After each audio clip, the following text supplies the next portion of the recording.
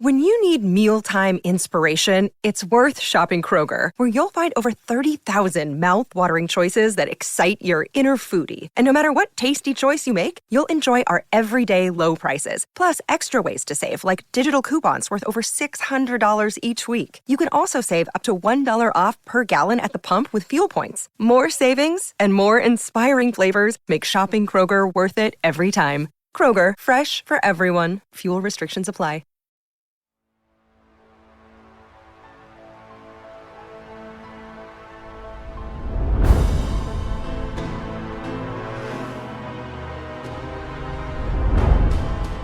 Welcome to Supernatural Circumstances, the podcast where we take you down the rabbit hole into the fantastic world of the strange, the paranormal, and the unknown. I'm Morgan Knudsen. And I am Mike Brown. It's time to dim the lights, settle in, and come along with us on this week's adventure. Well, it seems dimming the lights might be a little extreme for this one because it's not something that you really want to dim the lights for. It's more like there's going to be light bulbs going off in your brain. Absolutely. This is the time to illuminate some things. Yeah. Absolutely. And I mean, we're talking today about this wild phenomenon that's been going on for quite a long time. It's basically been going on under people's noses, which is the strict censorship of Psi research. Yes. And I mean, this is right out of a conspiracy book, but it is absolutely real. Yep. Yeah, it absolutely is real. I mean, what we're going to talk about is pretty fascinating to me because I've seen it kind of happening. I watch different subreddits and that kind of thing of people speaking about this exact thing happening. So what are we talking about today, Morgan? Yeah, we're talking to a very good friend of mine, Craig Weiler, who actually wrote a book on this subject. This idea that places like TED Talks, Wikipedia, and these other basically sources of information that people really take for granted are actually blocking the information that and the science that people are coming forward with to support Psi evidence. So everything from ESP to telepathy to all the things that they like to label as pseudoscience, which have plenty of white papers and studies written about them, are being absolutely quashed for the public, which is really scary. Yeah, it's to coin a phrase. I mean, it's the word gatekeeping comes to mind. There are people out there who have put themselves in positions of power to edit these kind of things in their favor, to favor their narrative that they would like the world to believe. So yeah. It's as though this weird religion has gotten a hold of power and is keeping everything that threatens that out of people's purview, out of people's view, so they can't see, hear, or even learn something new because this weird gatekeeping is going on, and they're just preventing discovery. Absolutely, and it's more widespread than what I think initially people listening might be thinking. Mm-hmm. These are information sources that people are accessing every single day. Right.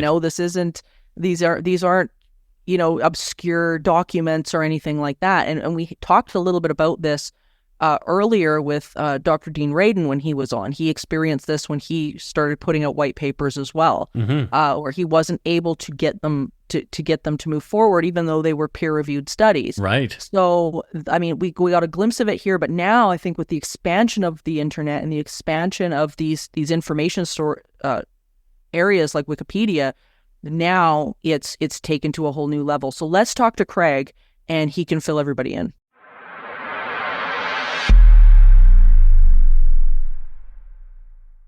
On a night cold enough to freeze your bones, a prospector searching for a legendary cursed gold mine vanishes without a trace. I'm Crew Williams, the host of Dead Man's Curse. This season, we retrace the steps of fortune seekers looking for a mother lode worth billions who never came back. Join our quest June 3rd. Search for and follow Dead Man's Curse Volcanic Gold on Apple Podcasts, Spotify, Amazon Music, and wherever you find your favorite podcasts.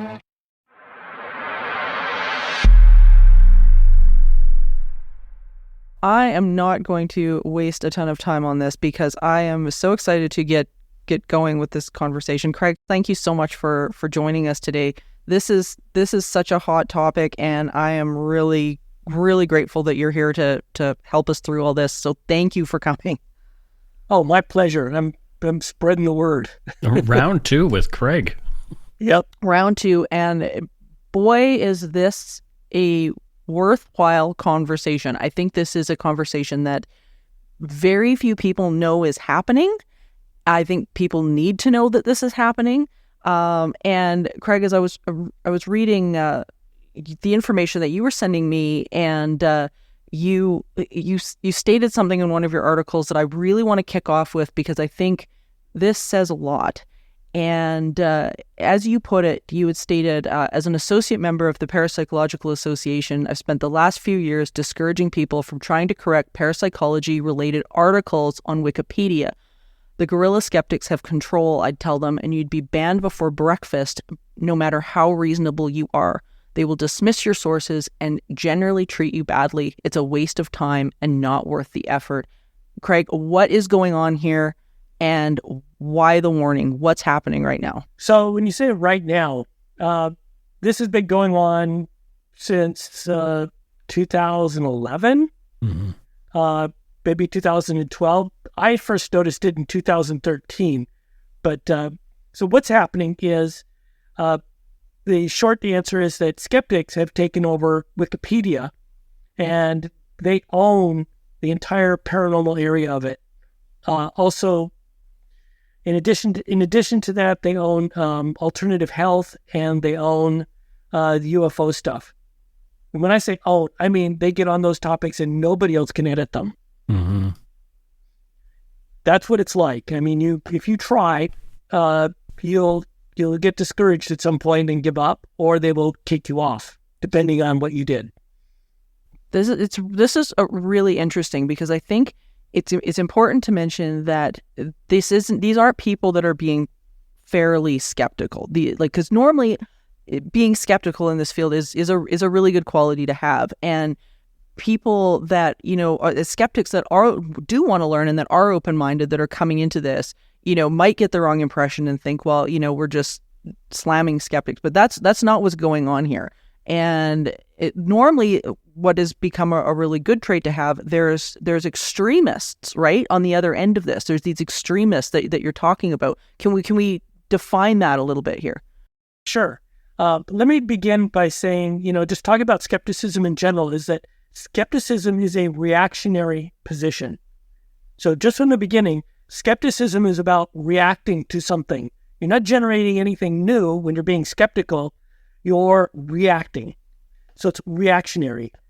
So it tends to attract reactionary people. Mm-hmm. And when you have reactionary people, you generally find a lot of authoritarians because they're very reactionary. Now, an authoritarian, this isn't necessarily like a Trumper. There isn't any political part to this, because the people who are reactionary can be on either side of the political spectrum, but they generally will hit the middle of the road and be very mainstream and take it too far. And this is what you find with the skepticism around these subjects, is you've got this group of people, and it's always a group, that basically have views that go so far to one side that they're no longer mainstream, and they're no longer reasonable. They're very cut and dry, black and white. This is the way it is.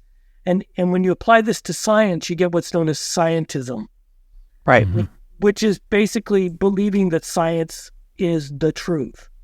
Not a truth, the truth. That position, too, tends to be the science that is only currently established and not letting in the evolution of science. Is that correct, too? That's correct, yes. Their basic position in Wikipedia is it has to be mainstream before it's accepted. Now, in practice, what happens is they simply refuse to acknowledge that anything may be headed towards mainstream, or maybe even getting there. When they've decided that a subject is fringe, that's it. They don't allow any information that might contradict that. Yeah.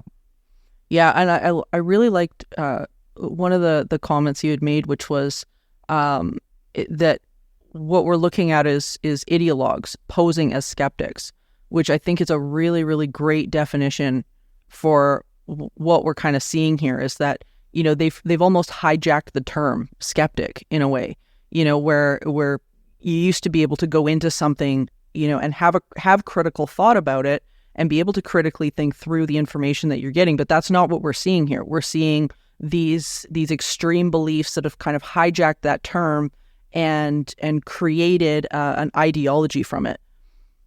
Yeah, the ideology is atheism. And in fact, these the Wikipedia group, they're called the Guerrilla Skeptics, are associated with the Center for Inquiry, which states in its tax returns that it is secular humanist.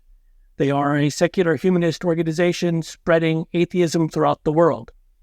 They're very good at it. It's a well-regarded organization in terms of, if you want to spread atheism, this is who you go to. This is who you would donate to, and they have a budget of like $7 million, so they're doing quite well. So they practice atheist materialism.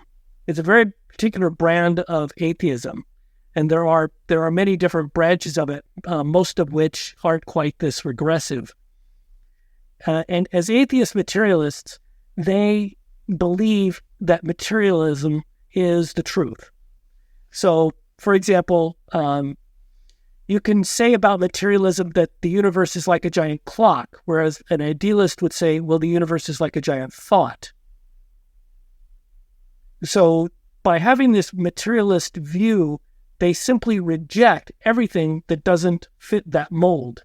In other words, it has to be wrong because it's not materialist. And this includes alternative medicine, chiropractic care, which I do not understand why they go after it. It makes no damn sense to me, but chiropractic care is part of their no-go zone.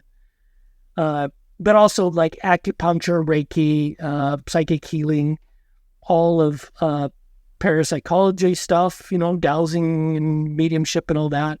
Those people must be fakes, according to them. And, you know, the UFO stuff, you can't travel faster than light, so therefore no aliens have ever visited us. It's very black and white the way they see things. What I find really interesting about this particular subject, and you know, hopefully people listening to this can apply this to other areas of their life too, because I think there is these areas of authoritarianism, like you were saying, on either side. And I think what's interesting to me is that it's one thing to not believe in the paranormal or not believe in parapsychology, or, you know, I mean, everybody's got their stance on stuff, and I mean, and that's fine. You kind of go about your day and ignore it, but there's something about this particularly, which is rather disturbing, that it's not a matter of just, you know, well, that's silly, I don't believe that, and move on with their day.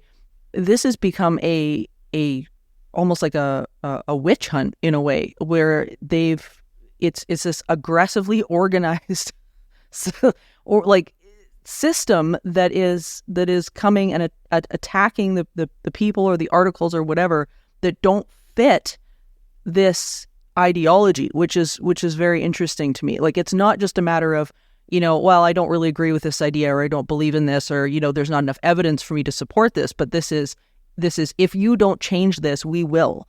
And that mental leap is very, very different than most people who will sit down maybe and write a contrary paper, or post a different view alongside something else. This is something else. Yeah, they're activists. Absolutely. This particular organization, the Guerrilla Skeptics, has been known to go find psychics, the most prominent they can, and they'll have one of their members go and get a reading and then write up a very, very negative review of it. Mm. So they're targeting people and trying to ruin reputations. James Randi was famous for doing this with scientists, trying to ruin their reputations. Yeah. And they've been known to infiltrate groups and try and call out people and try and get them fired from their jobs. This is this is who they are. They're very, very activist. And that's one of the reasons why they like Wikipedia, is it gives them a great deal of power. And it tends to hide their actions.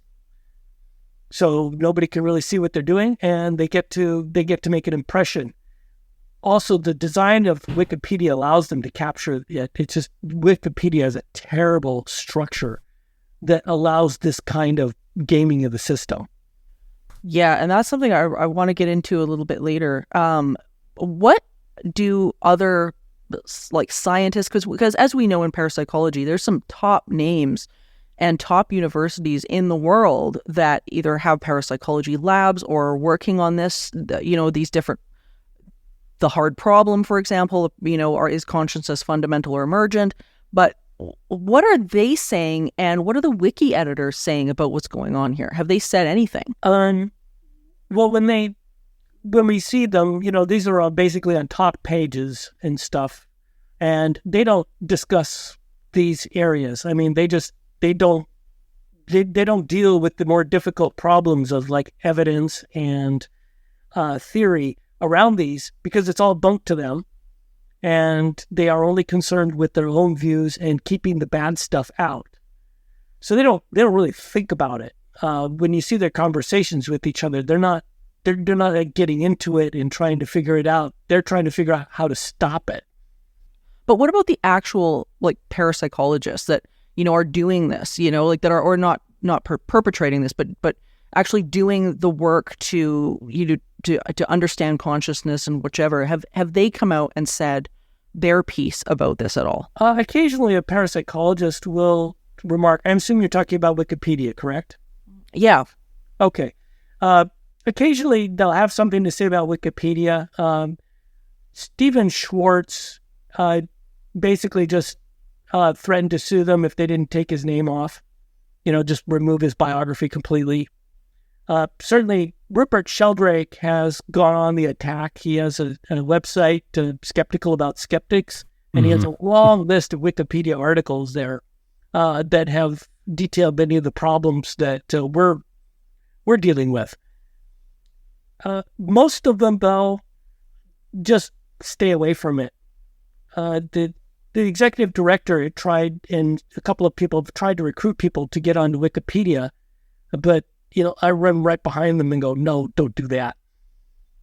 Mostly you just try and stay away from it and find other sources. For example, there's the Science Encyclopedia, which does a massively good job of getting biographies of parapsychologists out there that aren't completely trashed, and also biographies that Wikipedia wouldn't put out there at all. So, they work around it. I guess the problem with that is the popularity of sites like Wikipedia. I see it on Reddit a lot as well. Any conversation about certain topics is essentially shouted down by these groups of people who, they're atheists. I'm looking at one in particular. She's kind of the head turkey. But how do we maybe engage in conversation with these groups? Is it possible for us to have a reasonable conversation with them? Or is it just, okay, Wikipedia is kind of done for, let's move on? It's more of the latter.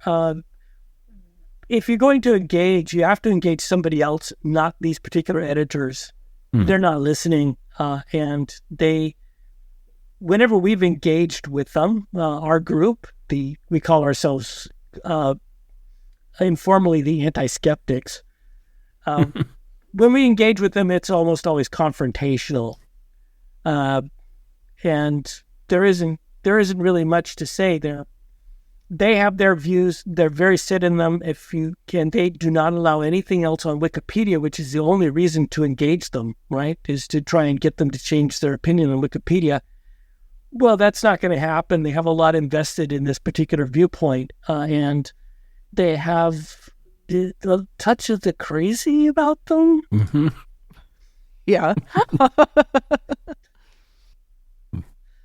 Well, it's like anybody with extreme beliefs. it just, you go down this crazy rabbit hole, and then your whole worldview sort of centers around that. Yeah, I mean, you take the organizer, Susan Gerbic. She has basically built an entire organization around these beliefs and promoting them on Wikipedia, and she trains people how to do this. And she has 10 years of training videos and investment in this. She's not going to change her mind. No. I'm still blown away that there's this level of effort being put into this. Like this is what blows my mind about this subject is, investing that many years of your life, into recruiting and training and, pushing an agenda, around something like this. It's so strange. We had Dr. Dean Radin on a while back, and he had actually at one point, and Mike, correct me if I'm wrong in this, but I seem to remember, I think it was over a paper that he had published, and immediately he got threats over this paper that he had published on something to do with parapsychology or something like that. And it was, he couldn't believe it. Like it blew his mind, the fact that here he was, putting forward an academic paper that was supposed to be, evaluated, like peer reviewed. Yeah. All of that and whatever. And here he's getting threats and they're trying to rip this thing down. And it's like, it's a whole nother level of, we don't want people to hear this information. It's not just, I disagree with you. I mean, you can disagree until you're, till the ends of the earth. That's fine. But when you're, deliberately coming after people and tearing this information down, to me, that just reeks of fear. What is the fear that's underneath of this, that they have to remove this, That was my question too. What are they so afraid of that we can't have these conversations out in the open? Well, that's an interesting thing. You have to keep in mind that it's always been this way. Always. If you look at how churches used to handle psychic ability, they burned people for it. You got excommunicated or you got kicked out. They did something. They were very aggressively against it back then. And this is, authoritarian personalities seem to be incredibly threatened by psychic ability of any sort. Well, and psychopathy is when you look at the psychology of the authoritarian personality, psychopathy is very high on the list as one of the traits there, which to me is very, very interesting. And another one of the traits is not low verbal IQ, but also a propensity for wanting closure on certain things, which I find which is interesting because we kind of see that here, where the idea of the unknown, the idea of the paranormal, there is no closure on that. There is no shut down black and white answer. You have to learn to be okay with not knowing. Mm-hmm. And I think that can be very, very uncomfortable for people. I know I've found that within my dealings of certain individuals, and not, as I say, not the skeptical individuals that are, they're trying to learn or they're trying to, find their way through all of this. But the cynics. The cynics, the people that are absolutely hands down, this is ridiculous. I don't want to hear this. And it seems to be just there's some common traits here. Yeah, I know which one you're talking about. I've phrased that a different way, which is that they struggle with ambiguity.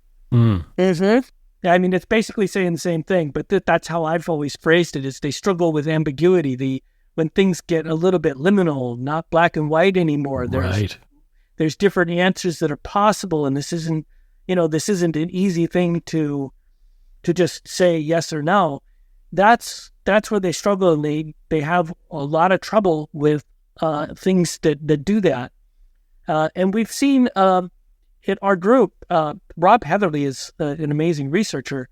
And so he was looking up one that is evolving before our eyes, which is the Havana syndrome. Mm-hmm. There was recently a thing on 60 Minutes. Yeah. And the Havana syndrome is going from fringe to mainstream in terms of being a real thing.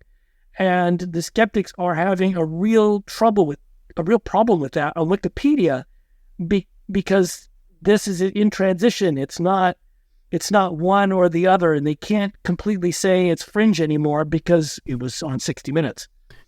Right. So they're struggling, and what they do in these situations is they cheat, which is an interesting response to it. They have been hiding things from view that would contradict their narrative. It's so interesting, with this subject, and your bit about Rob Heatherly I find is really fascinating as well, because he has done some pretty heavy work on this, and sometimes that's what it takes is the deep dive. Other people have investigated this as well, like a guy Lion Playfair, who a lot of people listening will remember from the Enfield poltergeist case, as well as many others. And the articles too that are coming out are so full of errors, like Dean Radin's biography, for example. I've not looked at his because you take one case study and you pretty much see their pattern, and there's no reason to keep writing about different case studies that all show the same thing. But I would guess that, for example, you'd see on his an absolute preponderance of Committee for Skeptical Inquiry people prominently displayed. So basically it's an advertisement for skeptics. And his research, because it's considered fringe and pseudoscience, they'll show the criticism, but they won't give the rebuttal. Right. So they'll say, yes, he did this research, and here's the criticism of it, full stop. But yes, there was a rebuttal, and the rebuttal is actually very lightning. This is the same thing with Rupert Sheldrake's work, and then this is just what they do to everybody they don't like. Yeah. So here's a crazy question. Do you know, maybe you don't, I don't know, what is the criteria to become a member of one of these organizations? Like, are you specifically allowed to believe certain things and obviously not allowed to believe certain things? Do you know what the criteria is to actually fit in with this? Well, if you wanted to be a guerrilla skeptic, they get vetted very, very heavily, because it's a secret Facebook group that you get into. Mm-hmm. And they don't allow just anybody in. They're very, very careful. They don't want spies. And they've managed to prevent that from happening. So that group is very closed. They're very secretive in terms of how they operate. And, it's really difficult to tell, except by their actions, who's in it, who isn't. If you're talking about, the Committee for Skeptical Inquiry, I think you could just be a member, pay your dues, but you won't have any decision-making. So if you're going to be a CSI fellow, then you have to be prominent in the field of skepticism. Mm-hmm. And that's kind of how that game works. Yeah, gosh. Yeah, that sounds about right. It's interesting how some of these personality types kind of structure their world, and like just even coming from a psychology perspective, there's a really great respect for submission to acknowledged authority, and I think we're seeing some of that here as well, and also a negative view of people in general, right? Like, I mean, if you're not feeling threatened by other people's work and belief system, you don't do this, and I think there's some things that you can kind of look at within these sort of personality types that, and I'm sure there are audience members listening right now going bing, bing, bang about other areas in their life or other people in their life as well. But also a very strong belief in very simple answers. And this is one thing that I've noticed about a lot of people that sort of fall into this category and personality type as well, is that the more parts that the answer has, the harder they struggle with it. So if the answer has more than a simple blanket statement that they can kind of plug the whole formula into, if it's got anything that they have to piece out that isn't quite black and white, then that almost becomes either an attack, maybe because they're not understanding quite what the problem is, but they're seeing it in an aggressive way. It's not a matter of, I just don't agree, but they're seeing this as, I'm going to get you before you get me. And that's not a very nice way to live in the world. I mean, that's hard. No, I mean, that's a really tough way to live. Is, when you're basically stripped of ambiguity and you can't handle the difficult, soft decisions that don't have clear answers. It's really hard to communicate with a lot of people, and it's really hard for other people to be around you. I mean, it's a tough way because everybody around you is required to be rigid just like you, otherwise it doesn't work, right? Do you think maybe it goes right to that root of the worm at the core, the idea that every one of us one day somehow we're going to pass away, and there is that unknown thing beyond, and to say, nope, this is it, this is all there is, cut. That is their answer. That essentially is their religion. That's their answer to an afterlife, essentially. That's been my experiences. That's how they look at it. They go, yep, there's peace in this. There is, when I die, there's nothing left. I'm completely gone. I am totally good with that. And they have closure. So, yeah, for them, that's a decent answer. It doesn't jive with the evidence, right? But that's a different story. Yeah, and that's something that you bring up as well that I think is really, really relevant is that as the scientific model is indeed changing, this idea that consciousness sort of sits at the top now of that pyramid rather than, the materialistic side of things, is that our dynamic is changing. Our understanding of the brain is changing.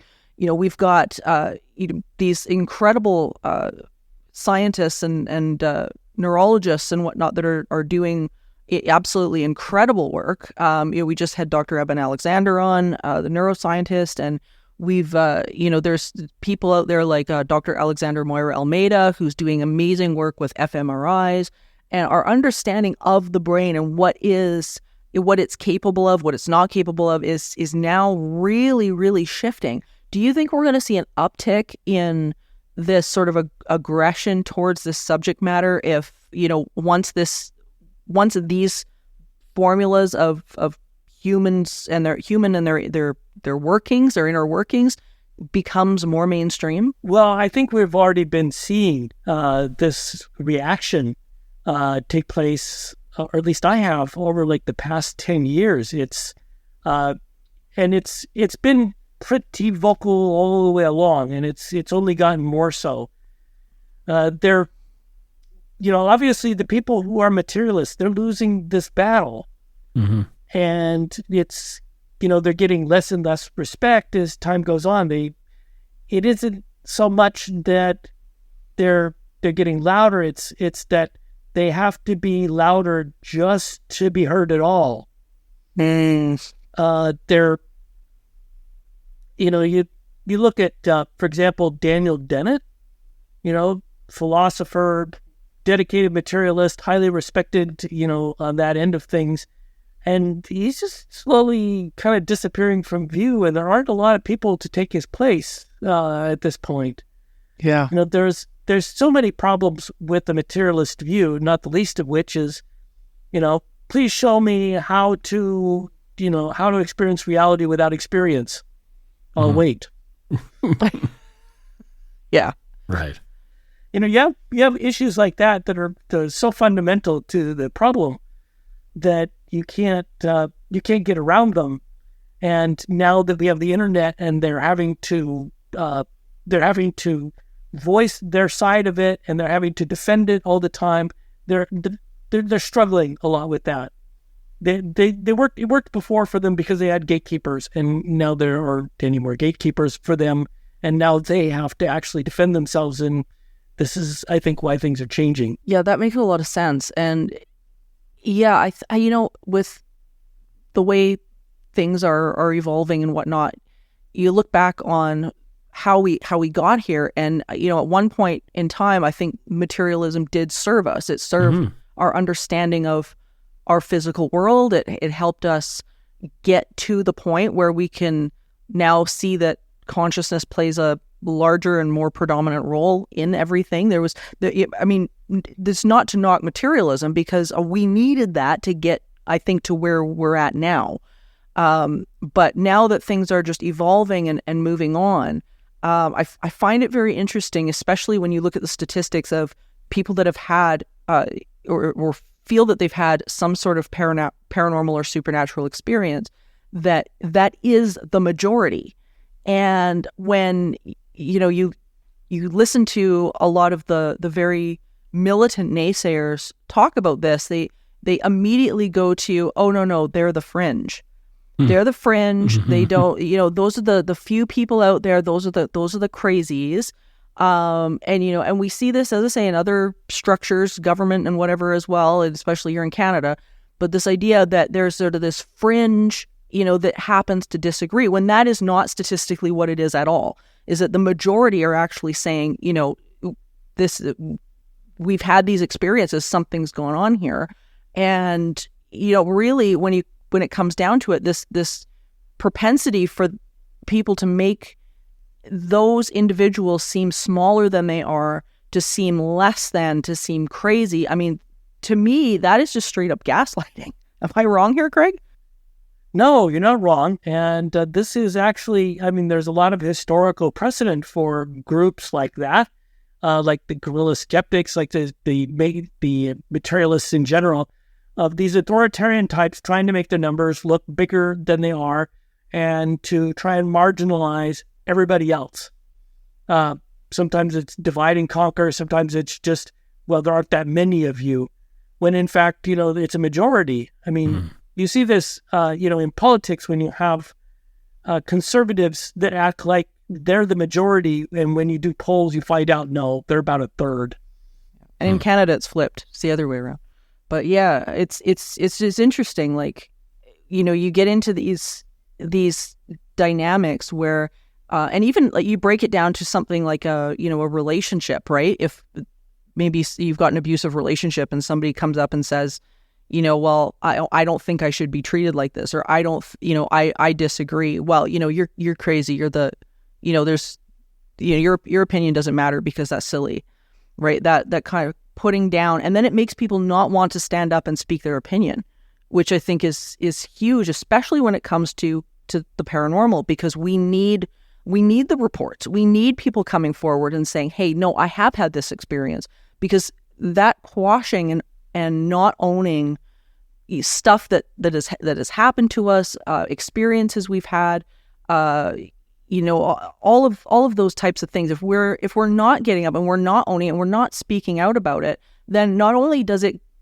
get lost to the silence, but you're also, I think, quelching a part of who you are. I mean, we're not just talking about an idea, whether you want to tax or don't want to tax. We're talking about consciousness and an individual's consciousness, which is a really, really, really big deal. So to turn around and say, your experience is worthless, that's a big charge in my books. Oh, absolutely. And I'm sure you've had this. I'm sure both of you have had this experience as well. I mean, virtually all of us that are prominent in the paranormal field have had so many people come up to us over the years, going, "Hey, I've had this experience. I need some clarity on it." It's not usually that with that much brevity. You normally get this wall of text that's half a mile long. But that's the basic gist of it. Is, hey, I need clarity on this subject, and and yet you see these people, and some of them are in a great deal of emotional pain over it because they've been gaslit so much that they have no idea. They know that what they're experiencing is real, but they can't frame it in the proper way. They can't see it as a normal part of life because they've been told over and over that it's they're weird and they're making things up and they're crazy and all this sort of stuff, when really it's just the paranormal. It's part of our reality. It's part of the fabric, and some people are going to experience it more than others, and those people need our understanding and compassion, not ridicule and gaslighting. A lot of what I've done over years is just say, hey, what you're experiencing is rare, but it's not unheard of. It's perfectly ordinary within this different viewpoint. and you've just been talking to the wrong people. It helps a lot of people. Just that information, which tells you that, it's just not feeling so marginalized is very healthy for people. What's interesting about the way it's going in different countries, which I've sort of been watching over the years, is like in South America, for instance, they've slowly begun to have programs where people who have had paranormal experiences, say for example, are, a loved one has passed away and then they saw the apparition of their loved one after death, where normally they would have been swept under the rug as nuts, or you're not dealing with your grief properly, and whatnot. Now they're beginning to incorporate spirituality into their counseling programs and their grief programs. And I love this step forward, and I hope that we get to see it more and more coming through. I mean, we've got the Forever Family Foundation, which is amazing, in the United States, which is Lloyd Auerbach. He talks about them often, and these organizations that are coming together to blend in the paranormal or spirituality in with these processes, so that people aren't left swinging in the wind. Because I think, especially if you are coming from a family of either staunch atheists, or you swing the pendulum the other way, and you've got a group that's super hyper religious that sees this stuff as completely evil. If you don't have that support system, you're in real trouble. And I like the fact that now we're starting to see this become incorporated a little bit more, so people aren't being left out saying, oh, you're nuts, you don't have a say, or you're not coping properly, or whatever the excuse is. Yeah, and so I know this is clinical parapsychology, and it's actually it's a thing now. Absolutely. Yeah, in fact, you can get continuing education credits by studying it. Mm-hmm. For psychologists. So psychologists can study, how to provide clinical support to people experiencing things paranormal. There was a conference last year that had one case like that was quite extraordinary. It was a woman that had lived in East Germany before the wall came down, and so she was dealing with state actors that would mess with people. I mean, so this was the paranoia there was very real for very good reasons. And so when she got to the West, she would have stuff move in her apartment, like just randomly. Sure. And she didn't know what was going on, why it was going on. None of this made any sense to her. But it was, in fact, a poltergeist activity that was initiated by her subconscious that paralleled her experience in the East, which was she thought people were breaking into her apartment and moving stuff around just to mess with her, which is something that the Stasi, the East German secret police, would have done. They would do, yes. Yeah. And so that, once she made all the connections, then that stuff settled down and she could get on with her life. But it really freaked her out for a while. Oh gosh, yeah, I can imagine. I mean, the pain that people go through, I think, can't be negated when it comes to dealing with situations where you're you're within a system, whether it be a family system or just a group of people, or whatever it is for you. I think of that long term, your experience is invalid message. It just can't be understated. I remember really early on in my career, I had kids actually email me, and this was, as I say, about probably 15, 20 years ago. But I remember having kids actually email me going, nobody believes me, and I'm suffering is essentially the message. I'm suffering. I don't know what to do. I'm having these experiences. My parents are just, I remember one where they said, I'm not allowed to leave my bedroom at night because I'm having this, these experiences, and they think I'm nuts. But, they're like, if you don't stay in your bedroom, you're grounded. That type of thing really, really, really leaves a mark. And I wonder, when you get people that are so eager to dismiss somebody's experience with the paranormal, if they really understand the damage that can be going on here, especially when it comes to children, is that dismissal of an experience is really, really a big deal. So the next question becomes, how do we fix this? What can we do to put a stop to this, if anything? What would you advise the average Joe, Craig, to do? Well, there's some avenues that you can have. First of all, you have to know what's happening for a person. And the paranormal experiences are all over the map.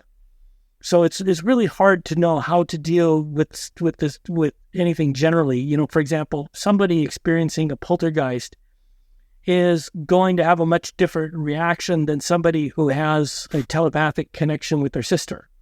Right. These are two entirely different situations. So, on the one hand, you've got somebody that's just scared out of their living mind by having, stuff go on in their house that makes no damn sense whatsoever.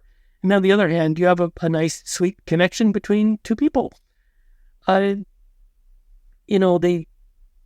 then there's an outsider that's criticizing them. But if you have a connection between two people, that bond is probably going to overcome it.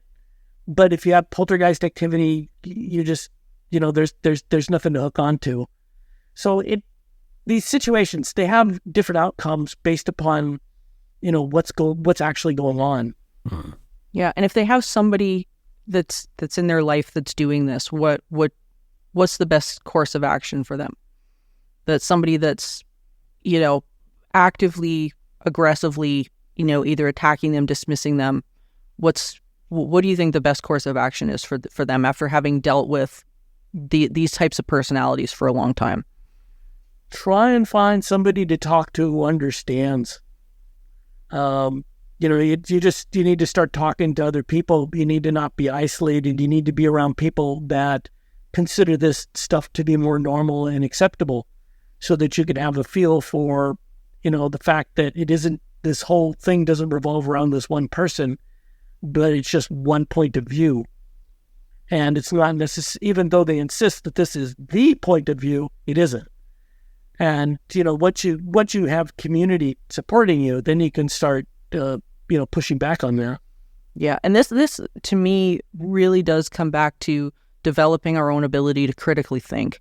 Like, the more we talk about this, the more it sort of keeps coming back to me is just knowing who you are, being able to be who you are on purpose, and being able to critically think through the information that we're getting. Because I think a lot about what we've talked about today is about severe confirmation bias. And for the audience who hasn't heard that term before, it's basically the idea that if somebody brings up an idea that is contrary to your idea or your belief, that you end up just digging your heels in harder on your belief rather than being able to weigh the evidence that's coming into you. So it seems to me that, like, anytime you've got somebody who is stuck in that severe confirmation bias, you're not really going to be able to move ahead, but you've at least got to be able to kind of put your shields up a little bit and go, okay, you know what, I can weigh this without taking this personally. Yeah, you'll find, when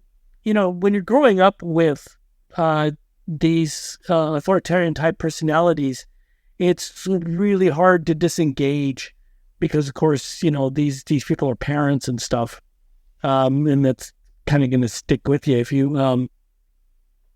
But a sense of community, like you said, critical thinking, sorting things through, gathering information, which is part of that process. Finding out that there is counter information, finding out that, these people are not always right. Mm-hmm. This is part of the process of growing and expanding and getting out of that trap. Yeah, I always liked there was a quote going around for a while. I can't remember whether it was on Facebook or whatnot, and I don't know who said it, but they said, just because the person's offended doesn't mean they're right. And I think that really, really applies.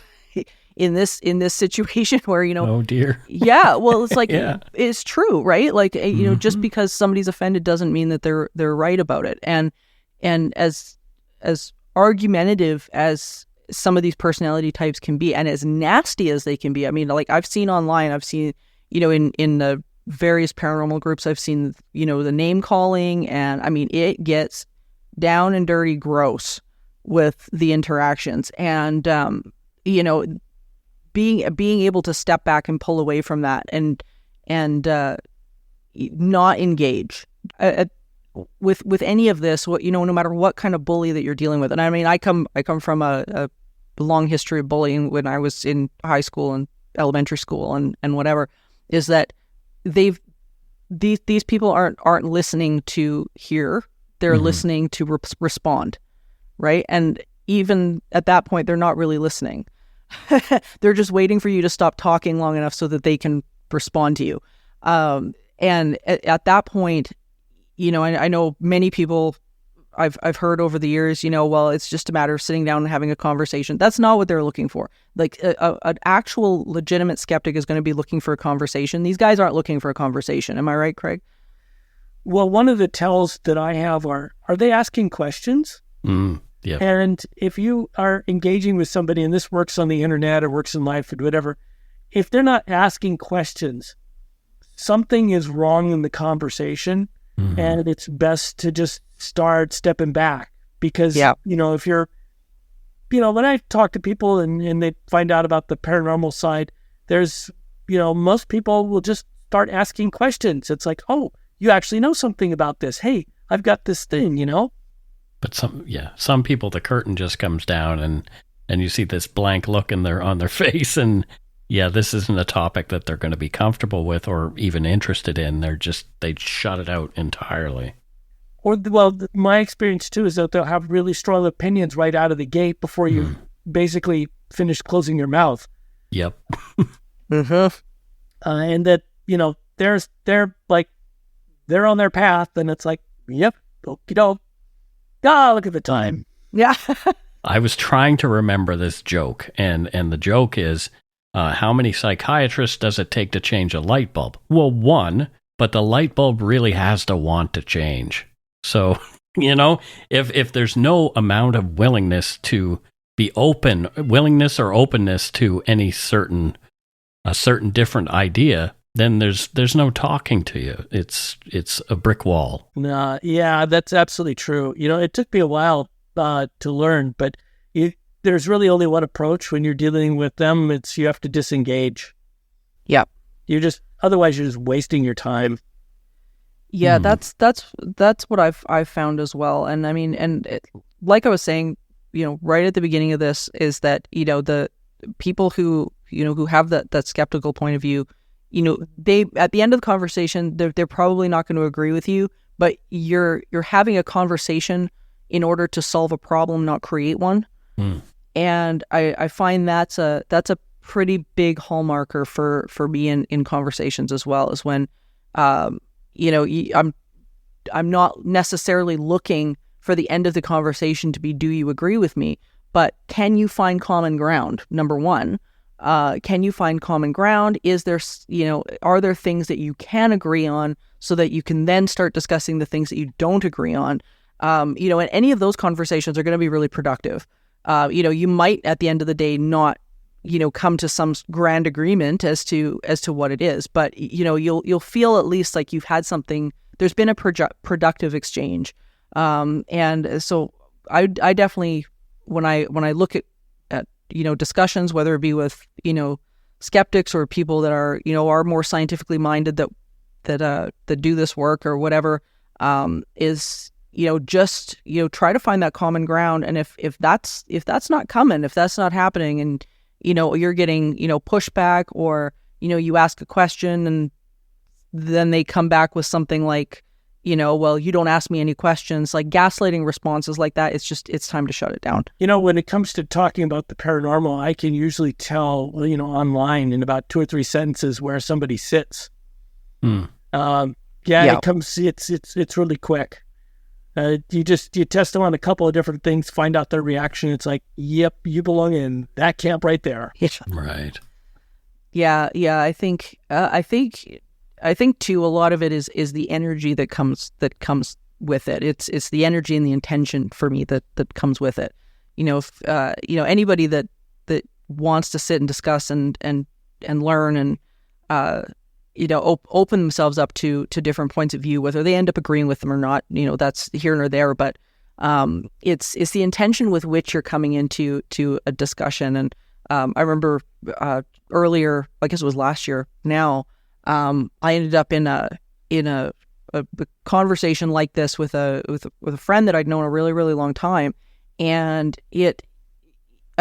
she came into the conversation, ready to rip my head off. Like she came in that way. And then no matter what I was introducing to her, the confirmation bias was just so significant that, she just absolutely was not willing to hear it. And then it just divulged it just ends up devolving into, name calling and whatever. And at that point, like I say, you got to shut it down. But being able to protect yourself, I think, in these conversations is really important. And when you're dealing with whatever subject online, is making sure that you're, making sure that you're looking after yourself, because some of this stuff can be pretty damaging. Well, Craig, thank you so much for having this discussion with us. This has been fantastic. And I'm so glad we got to sort of put this out here. I think it needed to be talked about. Yeah, me too.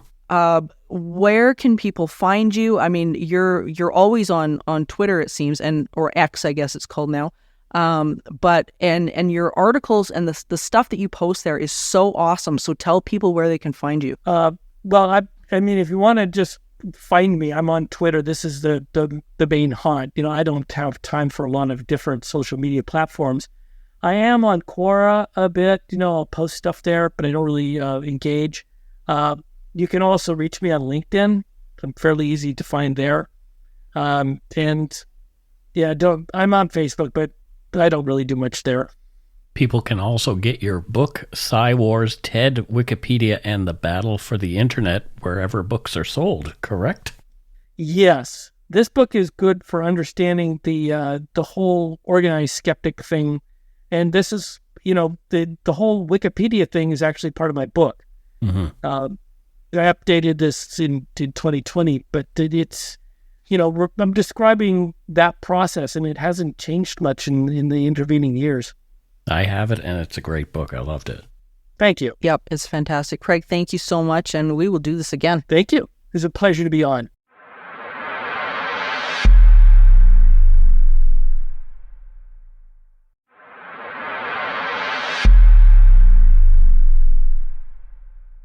All right, what a great conversation with Craig. And I am really concerned that, you mentioned in our show opener about white papers and actual peer-reviewed things that are being prevented, that people are being prevented from seeing by these gatekeepers, as I've referred to them. This isn't, we're not talking about just Dave down the street who thinks he saw Bigfoot in the woods. Or Susie who thought that a piece of dust that flew by her baby cam was an orb or something. These are actual scientific studies that are being blocked from proper. I don't know the word that I'm looking for. That are being kept from the public by these people. Like what? Yeah, it's so frustrating to me. It's very frustrating, and it's very eye-opening. I think this again is something that people need to be aware of, especially when they're delving into this research, because you think when we hear the idea of a white paper, or we hear the idea of going to access some of this information, we think of it as this sort of golden state of untouched reality, that must be where the truth is. And we're finding out, even right up through into the universities, that this information is being cut down. Mm-hmm. And so even we tend to think about this sort of canceling of information as something that we see in the news, But it's not just there. It's Right. like we're seeing it in all of these different places where things are being edited to an agenda. And even if you bring forward, factual information that's and that anybody would accept as They're not documentation, interested. They're not interested. Yeah. And beyond not interested, you can't present it. No, because That's the crazy thing. it's like people shouting somebody down. It's essentially the online version of that. They just shout so loudly that you can't even be heard.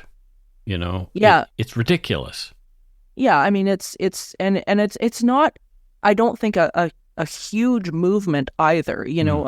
It doesn't have to be. It doesn't have to be. No. They're just the squeaky wheel is getting the grease. Yeah. And, I think we have this kind of fringe that's out there they're loud enough that they make enough noise that people either, back off, or they're in the right areas where all of a sudden, they're able to shut down articles or, control websites that people are going to for information, and they believe them. And it's really, really toxic. Yeah. Well, I mean, I'm not interested in conspiracy stuff either. Like, I have zero interest in that. And this is not conspiracy. This is actually happening. This is actually happening. Yeah. So it's people are trying to make others aware of these new studies. People who we've had on this show, who are reputable scientists, including Eben Alexander, including him, and others, Helena Walbay as well. All these Dean Radin, people, as we talked about before, they have their Wikipedia pages edited to filth by these people, and so I don't know. Wikipedia, get your act together. You ask me for a donation every Christmas time to make me feel guilty for using you. So how about you put that money to good use and get rid of the mods that are so terrible and doing this stuff to people? I'm calling you out. Yeah. How many people are going to hear this? But well, hopefully enough that can make a difference. Exactly. Maybe the right person will hear me ranting. Yeah. And say, enough is enough. It's a problem, and people need to be. I think the awareness is the biggest thing.